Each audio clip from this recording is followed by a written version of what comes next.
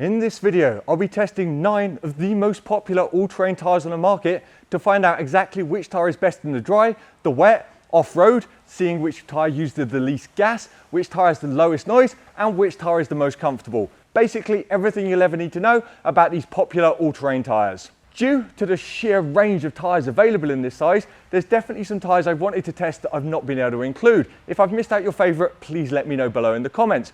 Also, if you know the all-terrain tyre segment, you'll know these are all from the milder end of the spectrum, which are designed to spend more time on road than their more aggressive all-terrain brothers. If this video does well, I'll of course test more aggressive all-terrain tyres in the future, so make sure you hit that like button. On test, we have the BFGoodrich Trail Train TA, the Continental Terrain Contact AT, the Firestone Destination AT2, the Goodyear Wrangler All-Terrain Adventure, the Nitto Terra Grappler G2, the Pirelli Scorpion All Terrain Plus, the Toyo Open Country AT3, the Travelstar EcoPath AT, and the Yokohama Geolander AT Geo15. As all these tyres are designed to spend more time on road than off, let's start the test with wet handling. The wet grip of a tyre is probably the most important quality, as that's when a tyre can really make the difference between a big old accident and avoiding something safely, because tyres do make the difference in the wet. So I'm giving this quite a lot of weight in the overall score results. And the astute of you will have already noticed, I've got to explain this quickly, the size I'm running is not a Raptor tyre size, although I'm in a Raptor. It's just a generic F150 tyre size. I did rent an F150. I tried doing some of the handling stuff in it.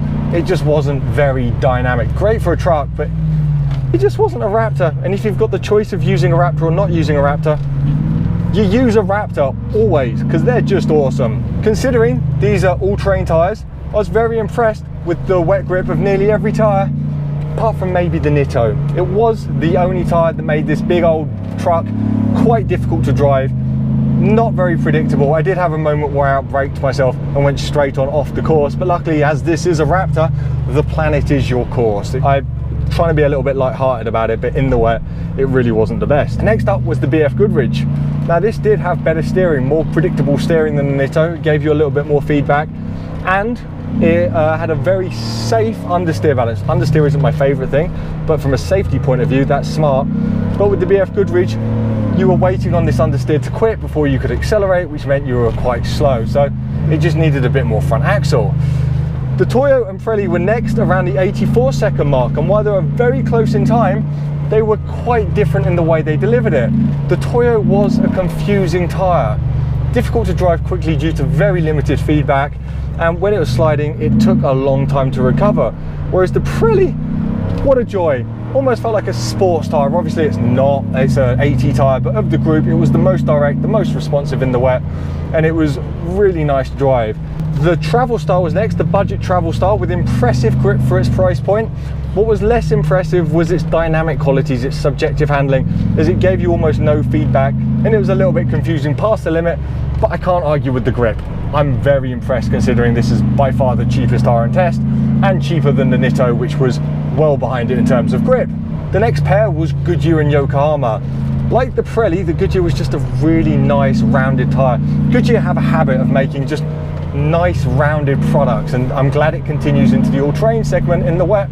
I was very impressed. Let's see how it does for the rest of the test. The Yokohama, on the other hand, buckets of grip, especially when braking, but like some of the other tyres, it was just a bit woolly on the feedback and understeered primary. Safe, but just a little bit dull, and you just want a bit more turning if you enjoy driving. The final two tyres were Firestone and Continental. These tyres were almost identical on time on every single. I do 3 laps on each and then average them out, and their lap times were almost identical on every lap. But the Continental, if one has to be ahead, it was the Continental by the tiniest of margin. Like some previous tyres that were close, they delivered their times in different ways, with the Firestone being the woolly, understeery, not that dynamic tyre, and the Continental being the fun, dynamic.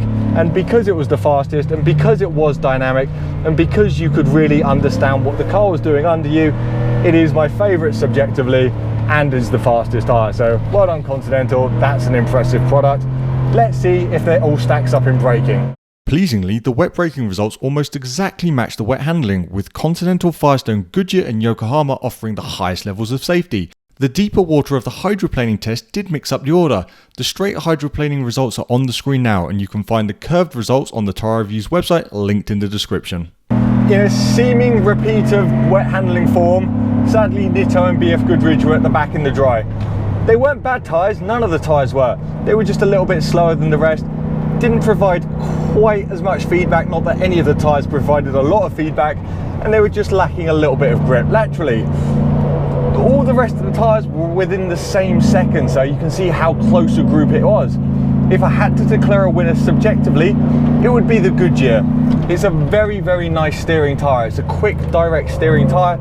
It loads up nicely and it's very predictable, so good job Goodyear. With Firestone, Pirelli, Nitto and Travelstar being the next group of very good tyres. The Conti and Yokohama also felt quite similar. They were just a little bit less direct on the steering than the group, a little bit softer and provided less feedback than the others. But like I've already said, none of the tyres provided a huge amount of feedback, but they're all terrain tyres and this is a Raptor. I mean, I don't know what I was expecting. None of the tyres gave me any surprises in the 35 odd laps of dry handling I've done. And when I was doing the below limit stuff, which is simulating emergency lane changes, so kind of like that, and seeing if the back switches around, none of them had any issues. So with all of them doing a very good job in dry handling, let's see how dry braking spreads the field, as that one does normally pull the tyres apart a little bit more. Continental once again excelled in braking, leading the way in the dry by over 2 feet. This time, Travelstar, Goodyear, Pirelli and Toyo with the best of the rest. Gravel handling. Now gravel handling is one of the most fun tests and also one of the most difficult to get right. The 3 laps I do to get my average lap time takes me about 3 minutes. It's about a minute a lap. And then after that, a very talented person in a very expensive tractor and trailer has to come and spend about half an hour redoing the surface, so it's exactly the same for every single tyre. We don't mess around when doing testing, and gravel handling is one of those you really have to put the work in to get good results. As gravel is a little bit different from driving around on the road, I'm going to score it a little bit different. I'm also going to concentrate quite heavily on what I call sublimit, which is how the tyre is when not pushing on so much. So just at normal driving speeds, when you turn, does the tyre bite? Do you get any then movement from the rear of the tyre? And that's going to weigh a lot more on the overall scoring than the actual raw lap time. However, I am of course going to do the raw lap time because it's a lot of fun driving this around, and I do care about ultimate grip even if it isn't super relevant. The most difficult tyres to get around the lap were the Continental, Nitto and the Yokohama. The Continental was particularly difficult sublimit because it took a fraction of a second longer than most of the other tyres to start turning, and then mid-turn the rear would come around. The Continental did get better past limits, so when you were sliding, but both the Conti and the Yokohama, you were working a lot, you were seesawing a lot to try and keep the car in line, and it kept you on your toes. The Nitto was a little bit better past the limit. The slide was more progressive, but it just didn't have the most grip. The Goodyear and Pirelli were next. I thought both of these, actually along with the Nitto, would do really well because they have a kind of off-road blocky looking tread pattern, but I guess there's more to it than just tread pattern. They were better sublimit, but both did lack a little bit of grip compared to the best tyres on test. Firestone and Travelstar were next. They're both quite a bit better sublimit. I think the Travelstar had the slight edge, and once they were sliding, they were quite predictable and progressive. But the stars of the show were Toyo and BFGoodrich. The BFGoodrich is an off-road brand, and it really showed in this test, as the BFGoodrich was the best sublimit. The Toyo was very good, but the BFGoodrich was the best. It had the best progressivity, the best controllability when you were sliding, and it had the most grip because it provided the fastest lap time. So if you live at the end of a gravel driveway and you want a mild all-terrain tyre, get the BFGoodrich. Like gravel, that is a very difficult surface to test on. I'd probably argue it's more difficult because it's part hard pack, part dusty, part rocky, part rutty, and it does change as the test goes on. But as the group is all very, very close, it seems we've got the surface right, which I'm very proud of. Me and the team, we've done a good job keeping this surface prepared. The best tyres on test were once again the Toyo and the BFGoodrich, the off-road king of this test. The worst, or the most difficult to get around the lap, were the Yokohama and the Nitto. I don't know what's going on with this Nitto because the Toyo's so good, but this is how it is. Like, it confused me whenever I work out the results and see who's who from the blind testing, but that's how it is. The mid group is so close, you can't really separate them on time. Subjectively, I think the Continental and the Pirelli are probably my favorite to drive of the mid group, with an honorable mention to the Goodyear. Now, I could spend another 10 minutes talking about dirt, but I'm not going to, because this video is already way too long. But I will leave a link in the description to the Tyre Reviews website, and I'll try and write a little bit more on the article that goes along with this test. So if you are interested in the dirt performance of the tyres, you can read it all there. And wow, this surface is getting really bumpy, and this Raptor is really good. Noise and comfort, I think, is a very important quality, because these might be all-terrain tyres, but they're designed to be on your vehicle the entire year. So if it's loud and intrusive, which all-terrain tyres can be, or uncomfortable, it's really going to impact your life. So I've spent well over half a day going over these kind of impact strips and rumbly strips and everything, and trying to judge internal noise subjectively and comfort levels.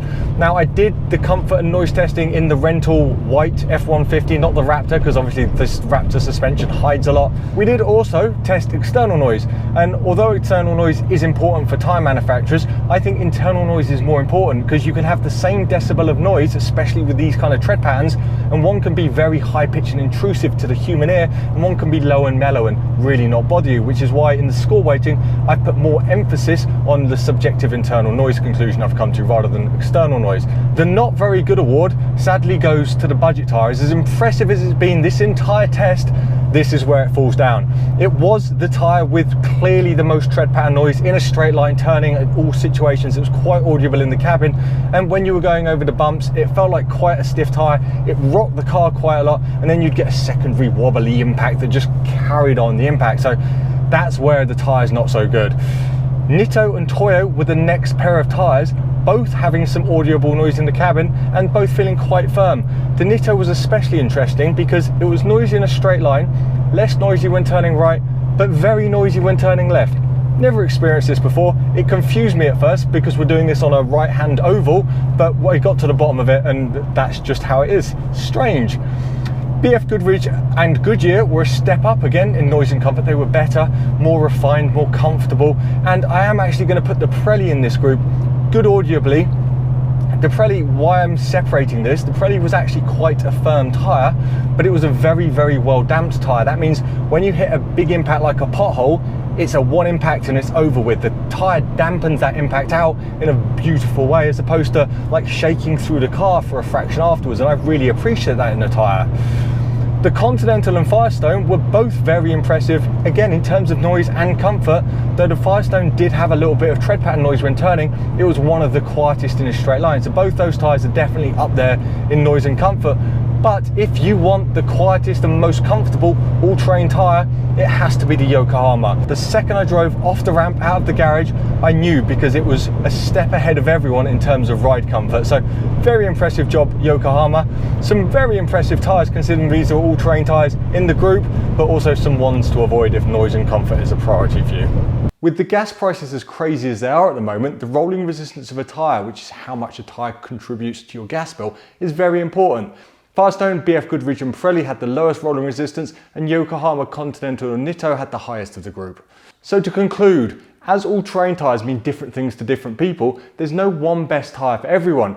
As I have to present these results in some sort of order, I've used a score weighting I feel suits the intention of a mild all-terrain tyre, i.e. more on-road than off. However, I've also just finished a big update to the Tyre Reviews website where you can go and adjust the score weighting of this test based on your own needs to see which tyre is best for you in your circumstances. I highly recommend you do that, as it gives you total control in finding the best all-terrain tyre for you. You can find it linked in the description.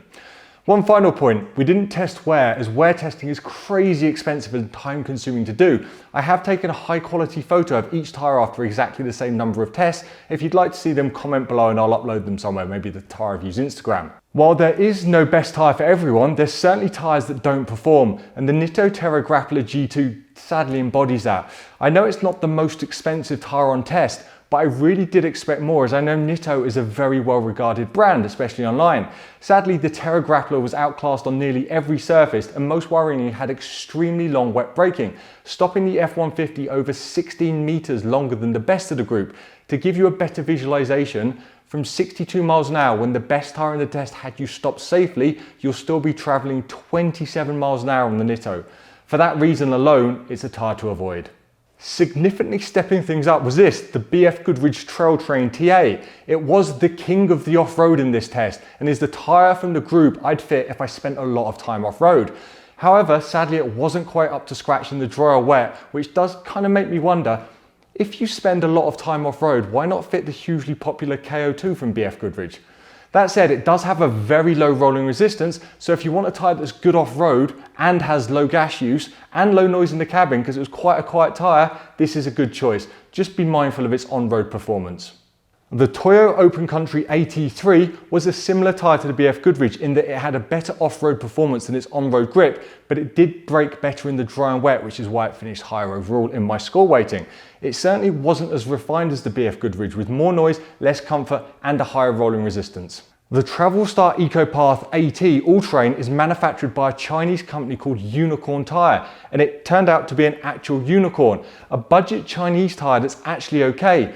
It was the best tyre in the deep water hydroplaning test and very good in dry braking and on gravel. It was, however, let down in wet braking, on dirt, and was a very noisy tyre, so even at the price, there's probably better purchases out there. The Yokohama Geolander AT Geo 15 is probably the most on-road biased looking all-terrain tyre. It just seems to have an on-road pattern. And it had a performance to match its looks. It was one of the best in the wet, but it did struggle a little bit in the dry. It was kind of average off-road, but on-road it was by far the most comfortable tyre on test and had a low noise level. The real letdown, it had one of the worst rolling resistance levels, meaning it could cost you more at the pumps. Still recommended though, a really good product for someone who only does very mild, very light off-roading. The Pirelli Scorpion All Terrain Plus might be one of the older tyres in this group, but as a mild AT tyre, it ticks all the boxes with a great performance in the dry, acceptable in the wet, and very low rolling resistance. It wasn't the best off-road in terms of outright grip, but it wasn't a million miles off, and subjectively it was a very enjoyable tyre to drive on. I liked the character of this tyre, and if aggressive looking shoulders are your thing, this is one of the meatier ones. It's got these big old blocks. Recommended. The Goodyear Wrangler All-Terrain Adventure looks like it would struggle on the road with this really blocky, sort of agricultural looking block design, but it was exceptional in the dry and wet grip test. It was also fine on gravel, very good on dirt, had low noise levels, good levels of comfort, and it was one of the most enjoyable tyres to drive on all surfaces. The only drawback was limited hydroplaning resistance and average rolling resistance, but I definitely fit this tyre. Highly recommended. This is one of the best all-round tyres in the test. The final two tyres in my score weighting were just 1% ahead of the Goodyear and essentially drew overall. It was extremely close amongst the top three tyres. The Continental Terrain Contact AT was the very best tyre in the wet grip test with the best wet handling and the shortest wet braking, good aquaplaning resistance. It also had the shortest dry braking, very good dry handling and some of the lowest noise levels. Where could the tyre be better? It had a disappointingly high rolling resistance, and while the lap time on the gravel did actually finish mid-pack, sub-limit subjectively it was hindered by slow to react steering and a wandering rear axle. A very, very good all-round tyre with peak safety in both the braking tests. I highly recommend this tyre, and this is exactly what I think a mild all-terrain tyre should be. Excellent product by Continental. Finally, the Firestone Destination AT2 finished just 0.03% ahead of the Continental, but with a slightly different personality. Like the Continental, it was exceptional in all the wet tests, but unlike the Conti, it was also one of the best tyres in the off-road tests. It also had excellent levels of comfort, low noise, and the lowest rolling resistance on test, which is a fantastic combination of things. The negatives of this tyre, it couldn't quite keep up with the Continental in the dry, and its steering response wasn't the best of the group. Like the Goodyear and Continental, this is the final tyre I'm putting the Tyre Review's highly recommended stamp on, and it is a very good road bias all-terrain tyre. So that's the end of the test. I hope you found it interesting. I think the majority of people would be really happy with any of the top 5 tyres, but I think the Goodyear, Continental and Firestone are really exceptional products and definitely live up to the category goals. To find out how good a mild all-terrain tyre really is off-road, I'm going to take the best tyre in the wet, which is this, the Continental, to Moab on the Tyre Review's Porsche Cayenne to see exactly how far it'll get off-road when compared to a proper off-road setup. Should be a really interesting test, assuming the Porsche can even get there, so be sure to subscribe for that. As I said at the start of the video, I'm sure I missed out your favorite tires. I'm sorry about that. Cost, timings and product availability were really tricky at time of test, but feel free to let me know below what you'd like to see tested next. Please give the video a thumbs up and share it with your friends, family, children, Facebook group, dog or whoever if you want to see more off-road testing in the future. And as always, safe motoring.